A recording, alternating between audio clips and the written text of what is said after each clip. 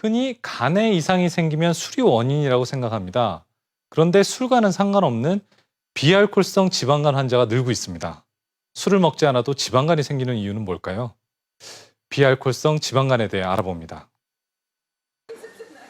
인체의 신진대사, 그중에서도 지방대사에 있어 중요한 역할을 하는 간.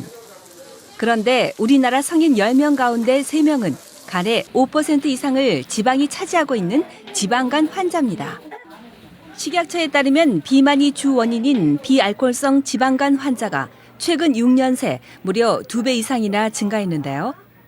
식욕이 잘 컨트롤이 안 된다든지 아니면 뭐 불규칙한 생활 습관으로 인해서 인스턴트 식품이나 이런 걸 자꾸 섭취하게 돼서 몸에 칼로리가 지속적으로 축적이 되는 거죠. 체질적으로 당뇨병이라든지 아니면 고지혈증 같은 것도 그런 체질도 있는데 역시 그런 분들도 지방간이 올 수 있는 분들이 되겠습니다.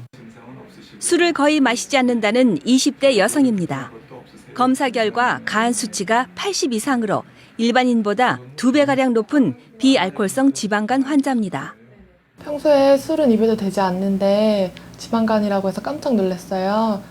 평소에 빵이나 과자를 많이 먹긴 하는데 그런 것들로 인해서 비알코올성 지방간에 걸릴 수 있다고 하더라고요. 지방간은 대부분 별다른 자각 증상이 없기 때문에 일찍 발견하기가 어렵습니다.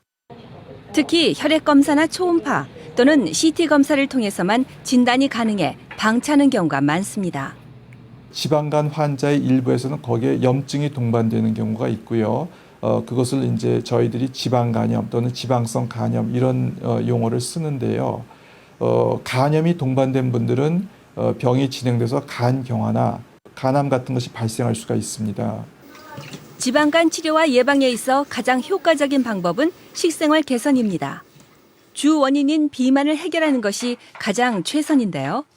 먹는 거를 줄이고 운동을 많이 해서 그렇게 해서 이제 치료하는 것이 핵심이라는 거지요. 그리고 우리가 이제 뭐 약초라든지 민간요법, 건강식품 같은 것은 그 자체의 어떤 독성으로 인해서 예기치 않은 독성 간염이나 그런 문제도 생길 수 있는 겁니다. 그런 것 가급적 피하시는 것이 좋겠습니다. 이 여성은 탄수화물이나 당류가 많은 간식 대신 잡곡과 과일, 그리고 녹황색 채소를 주로 먹습니다. 탄수화물 섭취를 줄이려고 밥그릇도 작은 걸로 바꿨고요. 흰쌀밥 대신 현미밥이나 잡곡밥을 먹으려고 하고 있습니다. 빵이나 초콜릿 같은 것도 줄이려고요.